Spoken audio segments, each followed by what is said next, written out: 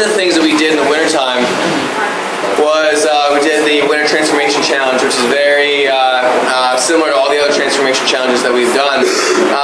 As you know, real tough winter, obviously. Real tough winter. We had a lot of reasons to stay home in that nice warm bed, eat things that we probably shouldn't have. But we had some pretty good results. And in fact, in the top three, our third place, I think our third place and second place person is not here. Our winner is here today. Jenny Herman, if you know her, she got 7.72% in 8 weeks, or 9 weeks actually, which is very solid considering that winner. Our second place person was Mike Miller, who is the hard luck guy. He came in second last time as well. Mike's doing a great job. So if you see Mike, especially, make sure, give him a good slap on the butt and say a good job. Our winner just completely smoked the entire competition. I mean, it wasn't even close. It was probably, you know, the biggest, in fact, definitely the biggest increase in the body weight loss. The total, 16.04% of the body weight he lost in 9 weeks. Okay, I saw him pretty much every day. He was always working hard. He's like the silent assassin coming through here. You don't really see him all that often, but he just comes in, gets his work done, and really did a great job. He is actually going to walk out of here with $500 worth of gift cards to all the local businesses. We have Lululemon here. We have, let's see here, I know we have Luella, so that's for his wife. Cilantro, Joel Solomon's restaurant. We have Teresa's in here as well. And Out There Outfitters, so we can get some new clothes as well. So let's give a round of applause for Patrick Harper.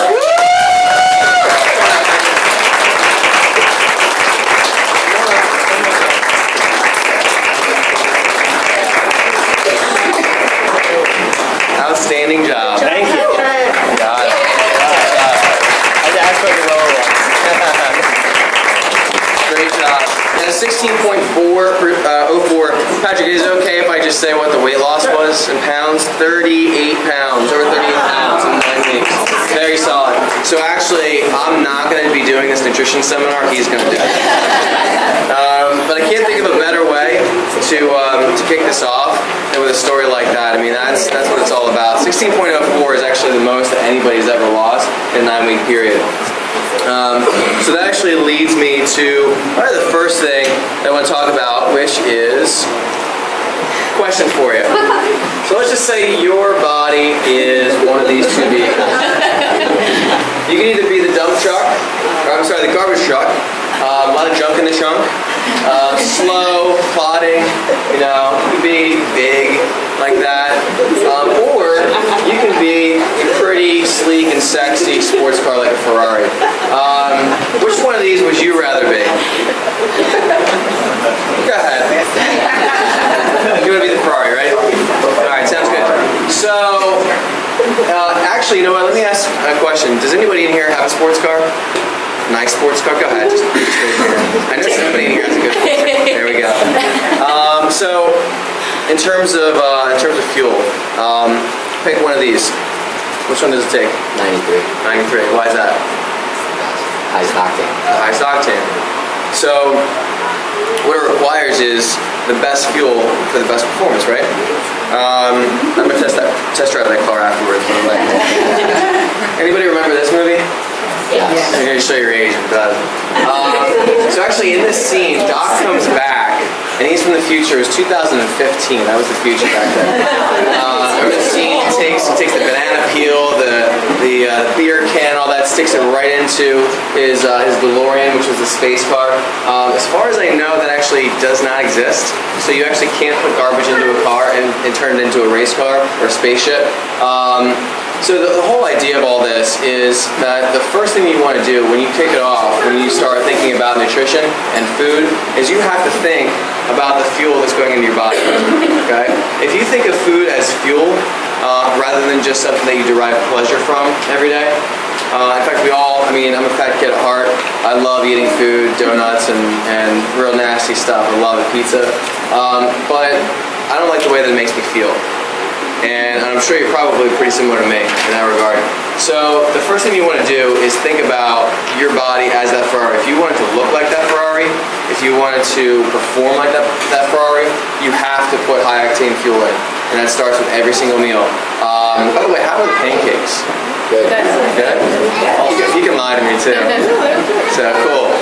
The biggest thing, couple tips on that, if you're going to make it, we're going to have the printout in terms of recipe for you. We'll send you links as well. Biggest thing with those, got to have a lower temperature, cook it a little bit longer.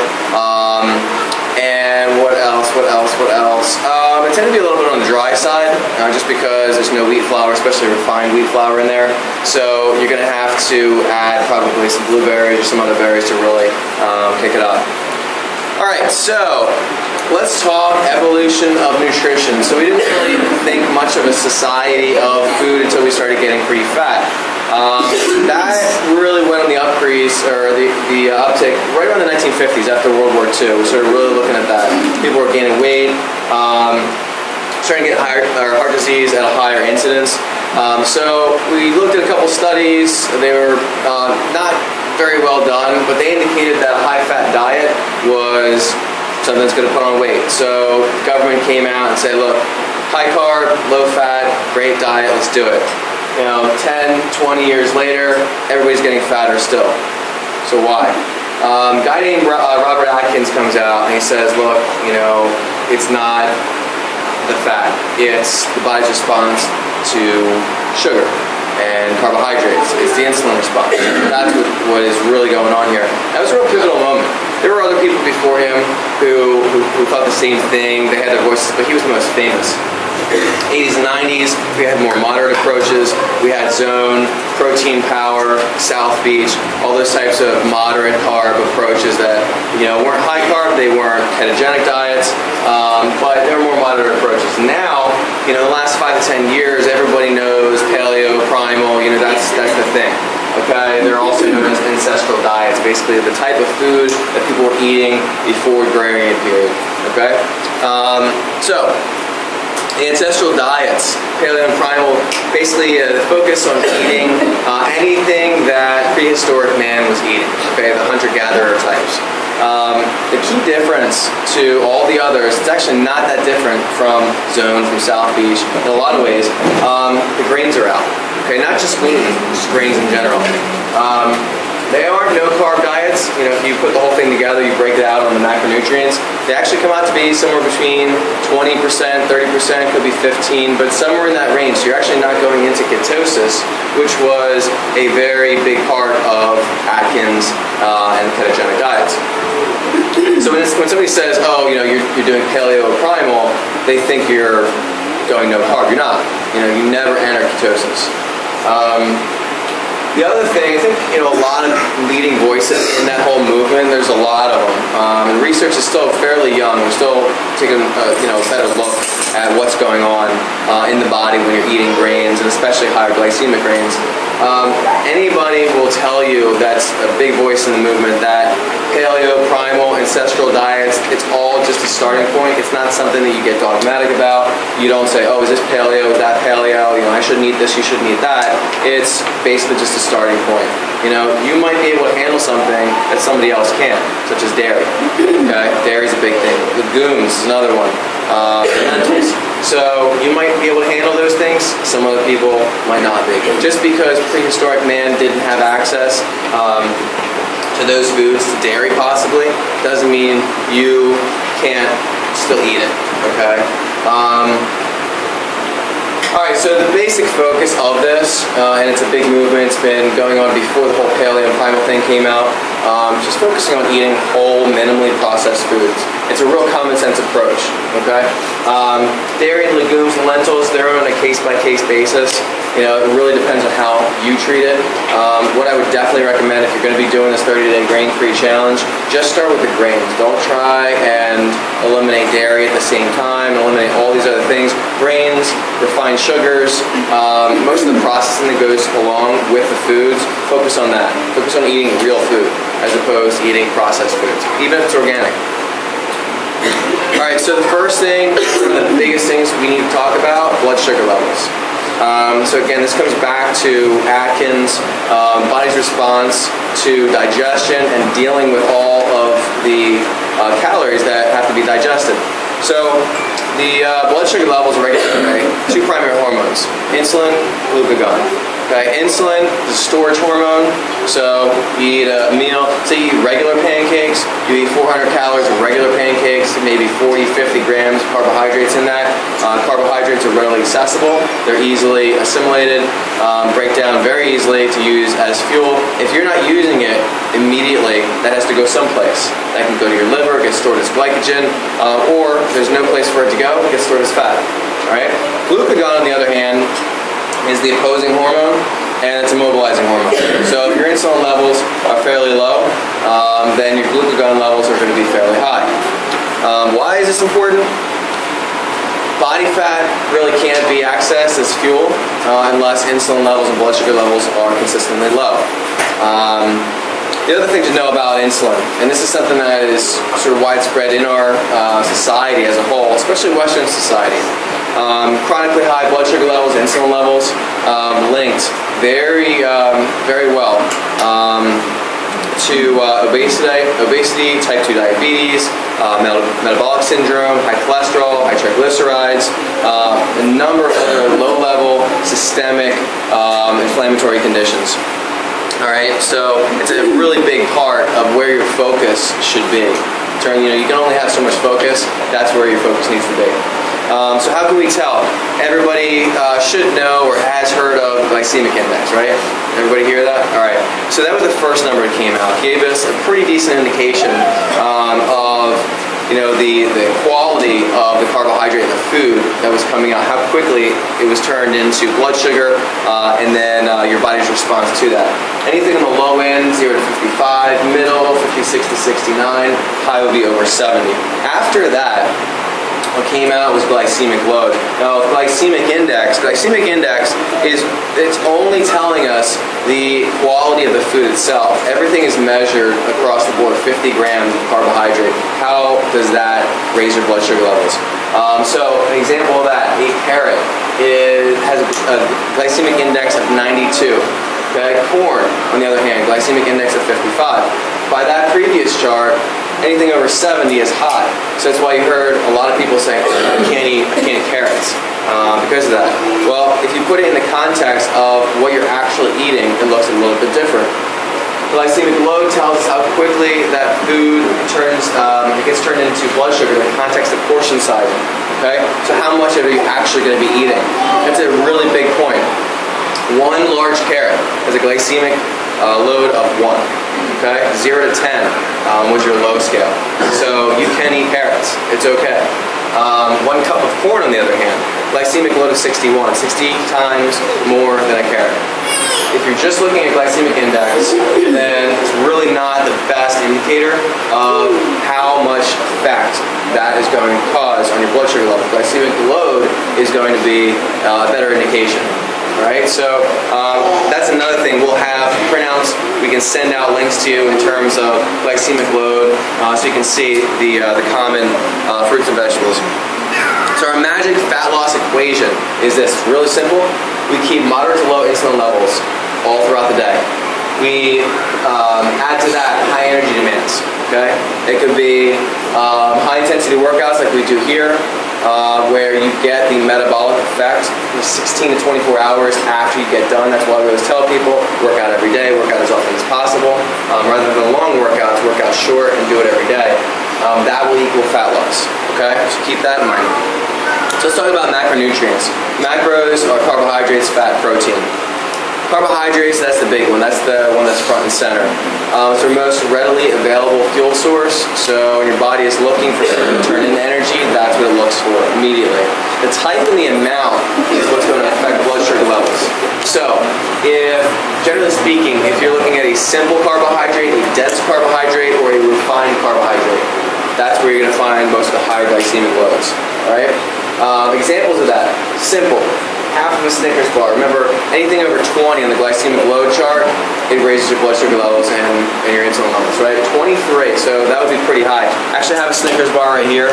So if you're hungry and you only eat half of that, it's not going to fill your stomach. you're going to be hungry. It's going to raise your blood sugar levels anyway. A lot of calories, very dense calories in there anyway. I wasn't able to get out today and grab a bagel for reference, but obviously our standard bagel is like this. You go to some places, they're like this. A quarter bagel, nobody eats a quarter bagel, ever, right? You eat the entire thing. Go to Panera, awesome. But for this purpose, the portion size that they used was a quarter bagel, 31. It's absolutely off the charts, huge. One medium muffin. Pick up a muffin, 7-Eleven. Again, this thing would not classify as medium. This is like XL, right? So take about like 1/3 of this, that's a medium muffin, 30. Now the other thing too, it's not up on the screen, that will affect it. Everybody's a little bit different. So your glycemic load, your glycemic response to food is probably going to be a little bit different than somebody else's. You know, me and Chili, we might be able to eat the exact same muffin, and it might be 35 for me, and it's probably 7 for him. All right? Big caveat to that. Even whole, unrefined grains can make sugar levels explode. Case in point, I don't have a box here. That was another thing. I don't keep this stuff in my house, by the way. But I'm going to give you a measuring cup. Let's say half a cup, okay? Half a cup of grape nuts, which is probably one of the worst tasting foods you'll ever eat. I used to eat all the time in college. Glycemic load of 31. That's another thing, it's density. There is no refining. It's whole grains. They don't refine at all. That's their big advertising statement. But it still has a huge glycemic response in your body. You compare that 1/2 cup of grape nuts to an equal amount of carbohydrates in broccoli. All right, so this is it right here. This is 9 cups of broccoli. Glycemic load of 0. Which one's going to fill you up faster? Probably stay in your stomach a little bit longer. Broccoli, right? So it's a huge difference. When you're looking at carbohydrates just in general, carbohydrate is not just a carbohydrate, it's a type. And a lot of what goes into the glycemic load of a cruciferous vegetable like a broccoli is there's tons of fiber in there. So the readily available carbohydrates are usually in the fiber itself. So keep that in mind when you're making food decisions.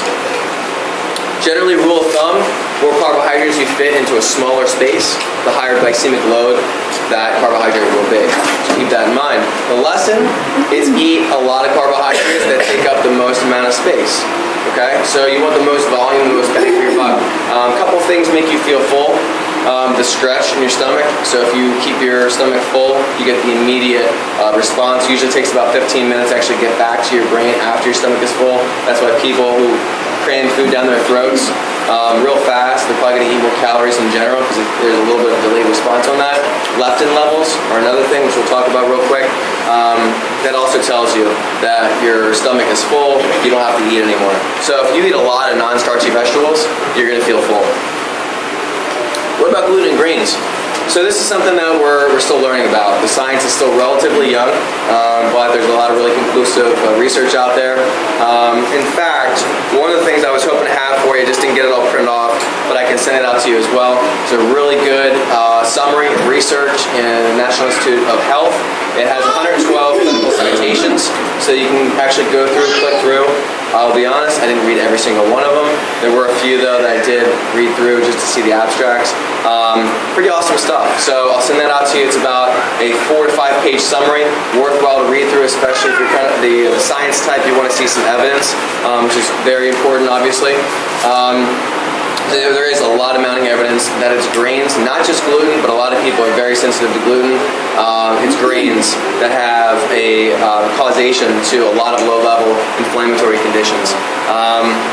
Many people are sensitive to gluten. We have a lot of people here don't eat gluten. They weren't eating gluten before they even came here. All right. The only way to really tell is if you remove it completely from your diet for 30 to 45 days. All right. So that's one of the reasons why we're doing the grain-free challenge, just to see how you feel. You know, everybody is going to be a little bit different. Vast majority of the population, I can probably guarantee that they're going to feel pretty darn good without grains. There's nothing in grains you can't get anywhere else. And for 30 to 45 days, you just give it a shot and see how you feel. All right, so the takeaways on this. You want to eat a lot of non-starchy vegetables, eliminate grains. So when you're looking at your plate, load it up.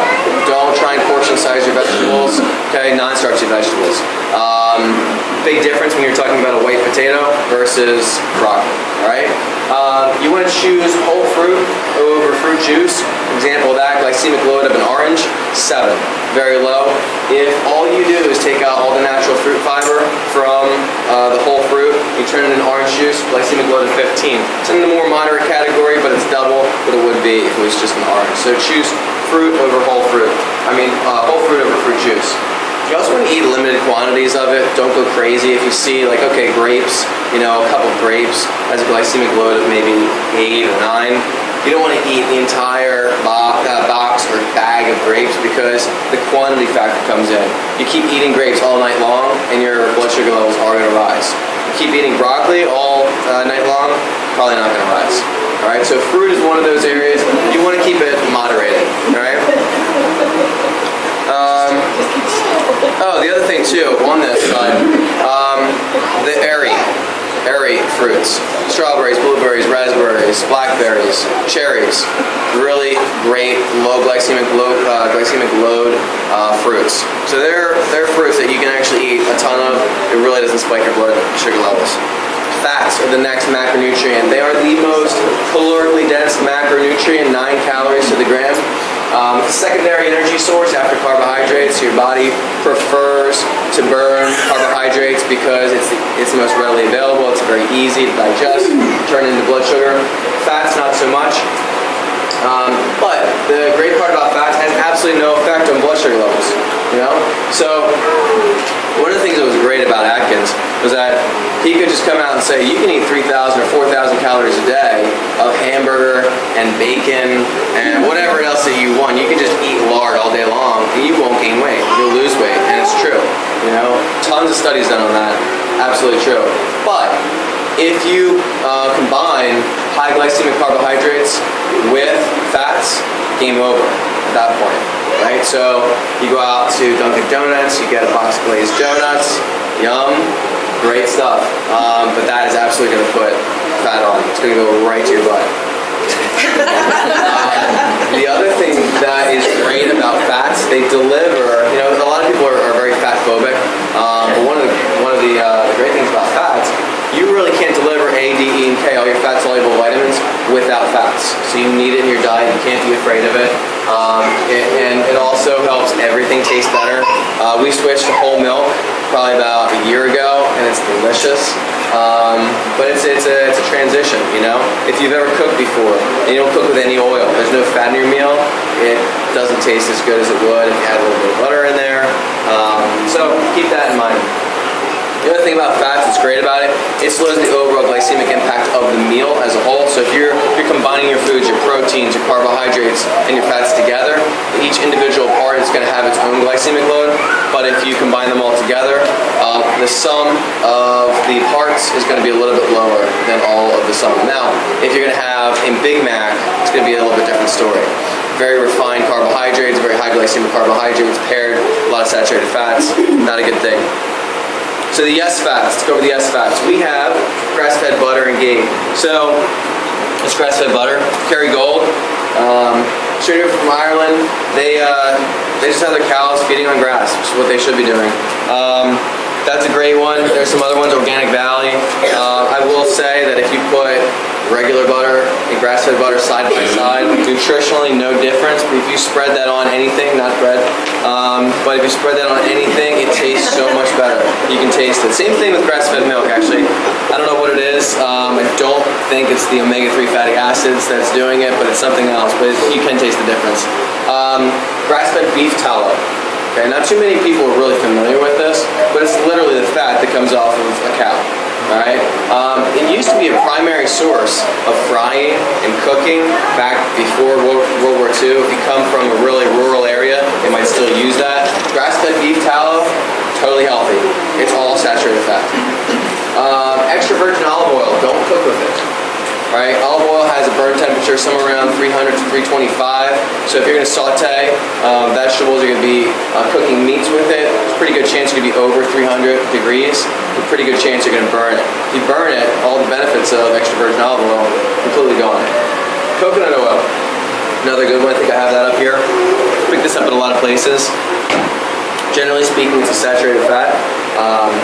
but it also has a higher burn temperature and very good. You know, if you examine a lot of populations where they get all very, very high fat diets, coming almost exclusively from coconuts, very low incidence of heart disease. Raw nuts and seeds, try not to get the ones that are roasted, especially with extra peanut oil and salt, just another processing technique. Try and get them raw, just toast them yourself at a lower temperature, 300 degrees maybe. Natural nut butters are great. Ground flaxseed, chia, hemp, awesome. Avocado oil is something not too many people know about. In fact, I was only introduced to this maybe like a month ago, 6 weeks ago, but it's great. So you can pick this up at a lot of places, Whole Foods, Wegmans. I got it at Costco. Avocado oil is actually great oil because you can sear with it, you can grill with it. It gets up to 500 degrees before it starts to burn, so it's a high temperature oil. It's generally unsaturated, so it comes in liquid form. But it's a great high temperature cooking oil, right? So definitely grab some of that while you're out. The no fats, processed, oxidized, rancid, burnt, and trans. Okay, so the processed. Processed oils can be canola, soy, the quote-unquote vegetable oil sometimes you see on the back of the box, which is like rapeseed oil, or whatever other oil that's the cheapest and most readily available. It's found in a lot of commercial foods. So commercially prepared salad dressings, a lot of times you'll see soy or canola oil, usually extraordinarily processed, no health benefit to that whatsoever. So try and make your own salad dressings if you can. It's really kind of easy. Oxidized, rancid, or burnt. Oxidized and rancid would be any old oils exposed to light, exposed to heat, especially if you're using an oil and it smokes, if you burn it. And this includes butter. Standard butter, you put it on too high of a heat, the milk proteins will burn. If all you do is just melt down a couple of bars of grass-fed butter, you scoop off all the milk solids, you turn it into clarified butter, and if you cook it a little bit longer, it classifies as ghee. Alright, so you can take regular butter, grass-fed butter, and turn it into clarified butter, increase the burn temperature on that, and cook with it. Butter is awesome. Trans fats, partially hydrogenated anything, margarine, shortening, again, a lot of times found in, you know, tons of even natural food products, right? So trying to avoid that like the plague. Bless you. The strategy and takeaways. Obviously, we're going to eat the yes fats. Don't burn your oils when you cook, and don't be afraid of fat. You know, you don't have to get low fat everything. Fat is not going to make you fat. We've known this for some time, for years actually. Fat in the presence of high glycemic carbohydrates, even moderate glycemic carbohydrates, really, that's going to have an issue. Okay, it's going to give you an issue. So protein, that's our last macronutrient. Protein is, I have a love affair with protein, it's great. It's a building block of all cell repair. Okay, you can't build new cells without amino acids. It's a very inefficient fuel source, which is great. It's a really good thing because your body actually has to go through more hoops, jump through more hoops in order to turn protein into energy, into glucose. So you can eat a lot more protein and it's not going to get turned into fat. Has no impact on blood sugar levels, and it also stimulates leptin release. Okay, leptin makes you feel more full for longer. The portion sizes generally don't matter. You know, the old school rule of thumb, about the palm of your hand, you know, about 4 to 6 ounces or so. If every other part of your meal is a good meal, you know, if you're going to have an 8-ounce steak and you have tons of non-starchy vegetables around that, great. You have a healthy fat with it, totally fine. You're not going to have a problem.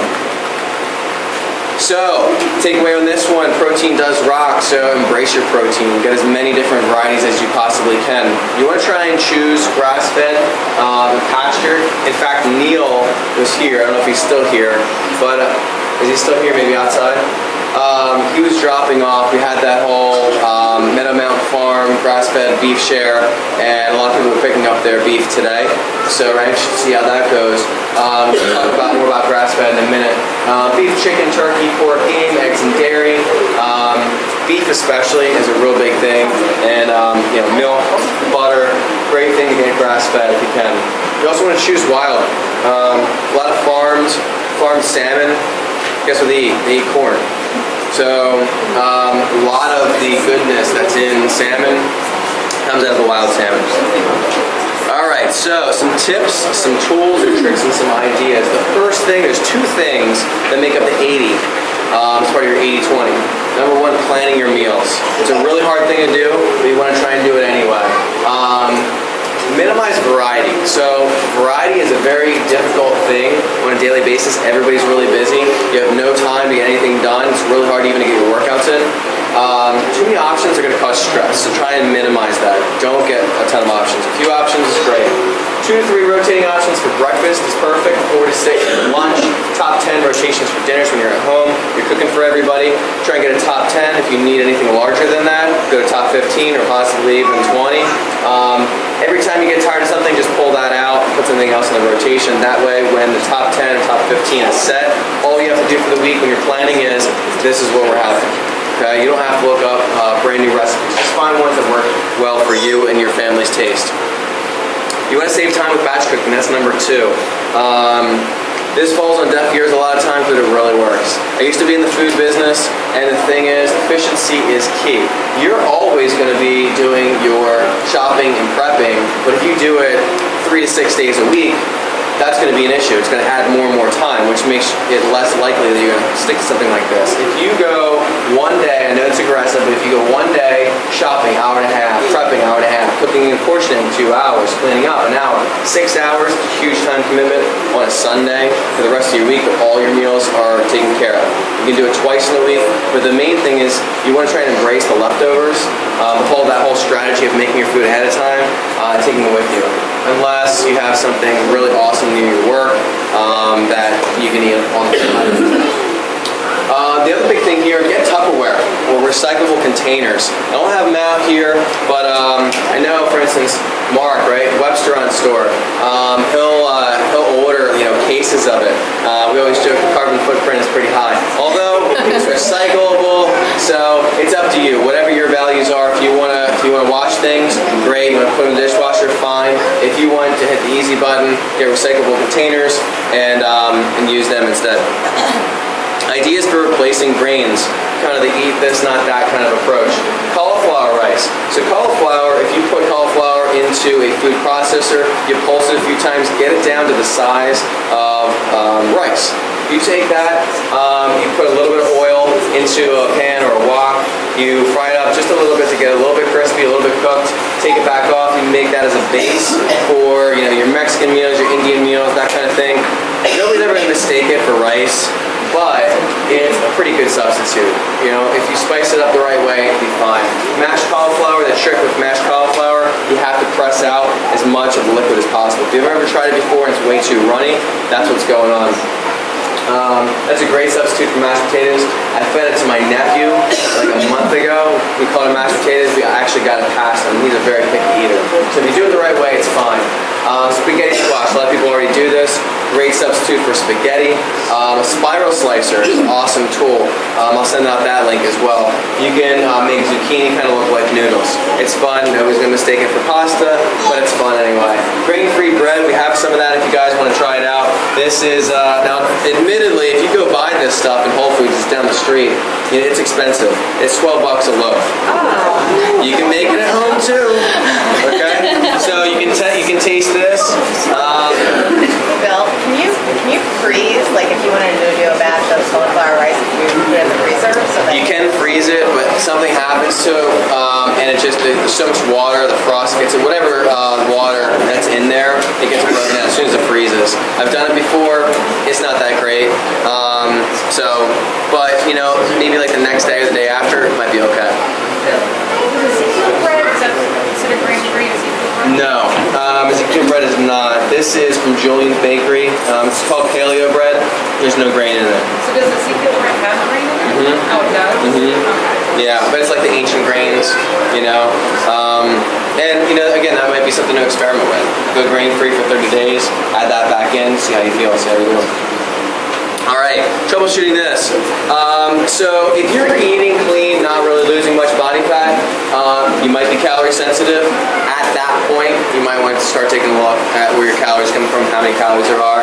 Go into MyFitnessPal, document everything. Take a real hard look at every carb in your diet. Again, you might be more sensitive from a blood sugar perspective to some of the foods that you eat than somebody else. So it might be moderate carbohydrate for somebody else, might be high for you. Takes too much time to prepare. Custom fit meals that deliver here, solid, 6 out of 10 in terms of their food. If you use that as a supplement, that might be a way to save time as well. By the way, I see Neil again. If you guys have questions about grass-fed, talk to him. He's the expert. I'm not. All right, so meal ideas. Some meal ideas for you. Obviously, breakfast. You have the protein pancakes. You can kind of doctor them up however you like. Hard-boiled eggs. It's a staple for me. I make 30 of them on a Sunday and eat 5 of them every day with a little bit of mustard. It's really fast. Piece of cake, 5 every day. Sometimes 6. Very low cholesterol. So, crustless quiche. A lot of recipes out there for quiche. Just make it crustless. That's all. Greek yogurt and cottage cheese with an airy fruit. Nuts and seeds and stevia. That's another go-to for me. Green smoothie. This is my go-to. My daughter drinks this. Loves it. 2 cups of berries, 3 cups of kale, 2 cups of water, 3 scoops of the unflavored whey protein. This is the kind that I use. 1 avocado. There's no milk in it, no almond milk, no regular milk. So if you want to go dairy-free, that's fine. Is that 1 serving? 2. No, this actually comes out to be about 4 servings. 4 16-ounce servings. And is it frozen kale or fresh? I use frozen and I use fresh as well. Yeah. And 1 tablespoon of stevia. One thing I forgot to put on here, I do use a large banana as well. Okay, so banana is going to be a little bit higher on the sugar content, but it's a big smoothie, so that's where I draw the line. Do you freeze it? The extra? No, we just stick it in a gallon-sized jug, put it in the fridge, and then drink it the rest of the week. So, yeah, she laps that up. She won't eat any other vegetable, but Hey, Bill, she'll drink that. Question for you. Greek yogurt. Do you eat the fat-free Greek yogurt? That's the only kind I can really get. So what I'll typically do, wait, her or me? No, yeah, yogurt out there. Alternative. Yeah. I normally eat fat-free Greek yogurt. Is it preferred to go with the regular yogurt? Or? Full fat if you can get it, but if you can't, then just get fat-free and then add your own fat to that. Flaxseed, chia, hemp, something like that. That's going to add some fat into it. One's not preferred over the other. That's what I was trying to get at. Not necessarily. I mean, if you can get, especially if it's from a grass-fed source, get the full fat. Yeah, definitely. Tastes awesome. Alright, so lunches. I don't have a ton here for you, so you can play around with some ideas, right? So the biggest thing with the salads, try and make your own salad dressings. It's actually really easy to do. One of my go-to salads, it's so simple, it's ridiculous. I get a bag of frozen, cooked shrimp. I get something like this. I saw this in Costco, so I picked up deep green blends. It's kale, chard, and spinach. It's organic. It's already washed because I hate washing vegetables. So you get something like that as a base, avocado. You put a little bit of soy sauce, rice wine vinegar. Let me see, what else is there? Sesame oil, and just mix that up. That's your dressing. It's delicious. Put some other vegetables in there, carrots, tomatoes, whatever. Throw that all in there, and you have a nice Asian salad. All right, it's really simple and easy to do. Sandwiches and paninis, grain-free bread. Another one you can do. All right, dinner. Big focus on dinner. Keep it simple. Protein, non-starchy veggies, healthy fat. Use different herbs and spices. That's a big key. If you're always making everything kind of Italian style, you're gonna get tired of it real easy. All right. So try and work with some different stuff. Throw some curry in there. Throw some, if you're going, South American, try and get some weird different spices that you wouldn't normally use. Use fresh herbs. Use a lot of basil and cilantro, parsley. Use some things that will bring out a lot of flavor. Make some different sauces to go along with your veggies. You can find a lot of recipes. I know we've used a lot from realhealthyrecipes.com. Nom Nom Paleo is another good one. Against All Grain, she's got some really banging recipes, especially the chicken tenders, like the kids' chicken tenders. Really good. It's actually made with like a crust of coconut, shredded coconut, which is really good. Alright, so some snacks. Vegetables with hummus. I usually grab hummus, throw a little protein powder, mix it all up. Raw veggies, good to go. Tomato, mozzarella, basil, Italian favorite. Prosciutto with watermelon, also really good. Kind bars. leftovers, they're low sugar. They have high sugar versions as well, which makes it a little confusing. Go with the low sugar. Take your leftovers from lunch. It could be a snack as well. All right, so our random thoughts of the day. Grass-fed beef and dairy. Cow's natural diet is grass. In fact, is Neil still here somewhere? He's popping in and out. Like, no. All right, so cows in factory farming operations, they eat corn to fatten them up. Allows them to get fat. That's really cheap, increases yield. It lowers the price when you're buying it at the supermarket. The other thing that happens when they eat corn, higher incidence of E. coli and infections. The grass-fed beef is naturally going to be higher in omega-3 fatty acids. It's very similar to game in that sense. CLA, which really helps with fat burning, other nutrients. So grass-fed products are the best choice, not only for the animal itself. It's a little bit more humane way of raising an animal, less infections, the environment, and also on your body. So try and choose it as often as possible. Next thing, we always get a lot of questions about the kids. So this is a really tough thing to do, but I'm going to say it. You got to set the tone. You got to draw a hard line with the kids. Now that I have one of my own, I realize how hard it could be. So I feel your pain on that one. But one thing to keep in mind with this is that if you're the one that's establishing all the habits for them in the future, what kind of habits do you want them to have? So when they leave your house, do you want them to be eating jelly beans all the time? Because they want to and they'll cry and freak out? Or you want them to establish habits that you've set for them, that as a house, you've said this is how we're going to eat. It's tough, definitely, no doubt about it. It's not going to be easy. But the best thing you do, purge the house, get the junk outside. If you want to go out for ice cream, don't have it in your house. Go out, visit a family. Have everybody. Ice cream, Saturday nights. Have some fun with traditional favorites. Grain-free chicken nuggets, plenty of awesome recipes there. Do you have a question? All right. Grass-fed meatballs, there was a recipe, right? Nom Paleo. That was on the shared on the site. Sweet potato fries, a little bit more of a starchier vegetable, but hey, roll with it. Vegetarians. What do vegetarians have in common with the Paleo Primal crowd? Can anybody tell me? What's the biggest thing the vegetarians will eat that the Paleo Primal crowd will eat? Vegetables, right? So we can all agree on that. Vegetarians aren't evil people. We have a lot to share in common with vegetarians. Generally speaking, if you take somebody with a really bad diet filled with tons of processed food, if you turn them into a vegetarian, they are absolutely going to be healthier. No doubt about it. Generally speaking, I think, personal opinion, I think it'll bear out in science. If you take a vegetarian, 8 out of 10 of them will probably do best on an ancestral diet, just my take. However, you still might have 2, 3, somewhere in that range that'll actually do better on a vegetarian diet. We're all going to be a little bit different. Alright, so, next one.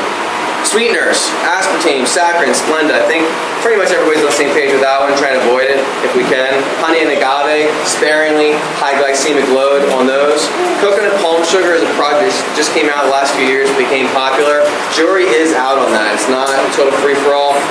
It has a low glycemic load, but we're still not exactly sure. We're going to see a little bit more science behind it. Stevia, awesome choice. Have another link for you. You can order stevia. You can get it pretty much anywhere. It's natural, comes from a plant, doesn't affect your blood sugar levels. It's good and solid. Great way to add a little bit of sweetness. What about soy? Insert the product there.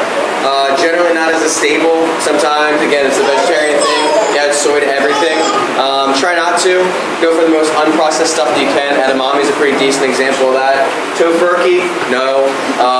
Soy chips, no. The more processed it is, especially you want to be shooting for fermented soy as well. Almond products. No sugar added, go for it. If you get almond flour, almond flour is pretty much ubiquitous these days. You want to make some pancakes, you want to make some baked goods, roll with it. Almond milk, vanilla almond milk, tons of sugar in it, not a good thing. Sugar alcohols. This was a trick. I think a lot of people are catching on to it now. This was a trick that was actually, it's an FDA thing. In fact, I used to roll with the low-carb protein bars because I said, wow, man, sugar alcohol, this is a great thing, right? You can eat this. Then I started actually looking into it. Maltitol is the largest sugar alcohol that's used. It's 75% of sweetest sugar and has 75% of the glycemic load of sugar. You don't use 75% of it when you're making a protein bar. You use 100% or 125% of that. So you're not doing yourself any favors. The regulations are that if it's not classified as a sugar, you don't have to label it as a sugar. So you're looking on the back of a protein bar, it says 0 grams of sugar, 2 grams of sugar, 14 grams of sugar alcohol. You can be pretty certain that you're actually going to have a glycemic impact to that bar. So try and stay away from those. It's a gimmick. Conventional versus organic. If you have a choice and you're going to eat very processed organic foods versus conventional whole foods, go with conventional whole foods. Your macronutrients are going to be more important to how you look and feel rather than organic. That being said, try and roll with organic if you can. So the question is, which should be purchased organic? Generally speaking, if you're going to eat the skin, then try and get it organic. If you're going to peel it off, you might be okay without it. This is another good one. You'll get this as a link as well. Very quick. Dirty Dozen, Clean 15. Dirty Dozen, you definitely want to buy them organic. Clean 15. Generally speaking, you're going to be in pretty decent shape if you get it conventional. Cheat days. Another question comes up a lot. If you're eating whole foods, you're not on a calorie restriction, then don't go with the cheat day. If you're on a calorie restricted diet, you're really keeping your calories very low for an extended period of time, go with the cheat day. Helps reset your metabolism. Alright? Supplements. Get your vitamin D checked. Definitely get it checked if you haven't already. A lot of people are deficient in vitamin D. You go out in the sun, you should put some sunscreen on so you don't get burnt. You really need about 15 minutes of direct sun exposure. Nobody got it this winter. When I had mine checked a few years ago, it was 20. Reference range is 30 to 50. So it's very low. Had a lot of sicknesses that year. So started supplementing. Everything went away. Not very sick anymore after that. So definitely get a check. It's a big thing. Fish oil, that should be a staple. Everybody's into that. Whey protein. I use dehydrated greens more or less as nutritional insurance. Micronutrient insurance. There's a product called Green Vibrance. It's a pretty good track record, so I use them. I'll send that out as well. So the takeaway for the day, a lot of information. Basically, I'm spewing out the fire hose, and who knows how much of it you're going to be able to take with you. But the biggest thing, big takeaway, make a commitment. Alright, so if you're not going to go 100% grain-free, do what you can to clean up that diet as much as possible. But for all purposes, make sure you make a commitment to it and follow through. So you want to start planning as well.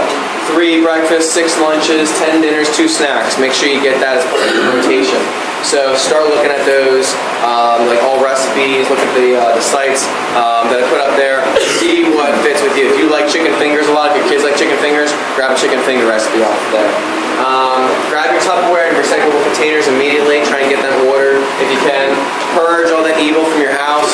Do it. I know we got a lot of kids here today too. I know they all hate me right now. That's okay. And you want to definitely plan when you're going to be shopping and cooking. So try and minimize those trips to the store and figure out what day of the week you're going to be actually doing most of this stuff, unless you're going to be doing it every day. The last thing, definitely stick to it for 30 days. See if you can, obviously we're going to be running this grain-free challenge a full 30 days. You have nothing to lose except, definitely some body fat. But, I know definitely for me, I guarantee it was a placebo effect because I love eating carbs and grains. I noticed a huge difference. I went grain-free for a while. It was more of a body composition thing for my wife. And then we went back on. I think I told most of you about this already. But went back on, started eating bread again. Even like, whole grain bread and like really good wholesome stuff. I had all kinds of old man aches and pains and joints. And the only thing that changed between those 2 time frames was my diet. Everything else stayed the same. So I said, wow, it's really interesting. And I don't know if it's gluten or just grains in general. All I know is that ever since I removed the grains back out, I feel like $1 million again. So your mileage may vary. You might not notice any difference whatsoever, but you might notice that was the best thing that ever happened to you. All right. So give it some thought. Definitely stick with it for 30 days. See how you feel, and judge from there. So thanks, guys. Where does the alcohol fit in?